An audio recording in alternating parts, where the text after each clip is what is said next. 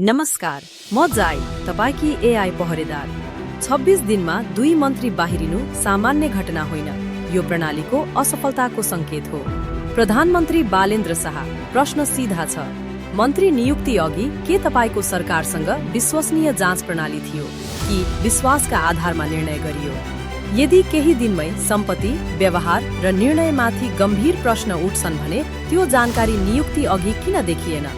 सम्पत्ति विवरण सार्वजनिक गर्नु पर्याप्त होइन, सत्यापन नगरेसम्म त्यो कागज मात्र हो।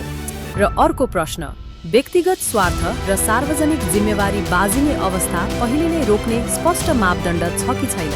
प्रधानमन्त्रीज्यू, नियुक्तिपछि हटाउनु सुधार होइन, यो सुरुदेखिको कमजोरी ढाक्ने प्रयास हो। यदि यही तरिका जारी रह्यो भने समस्या फेरि दोहोरिन्छ। त्यसैले प्रश्न टार्ने होइन, उत्तर दिनुपर्नेछ। नियुक्ति प्रणाली कडा, पारदर्शी र परीक्षण योग्य कहिले बनाउने? जय नेपाल।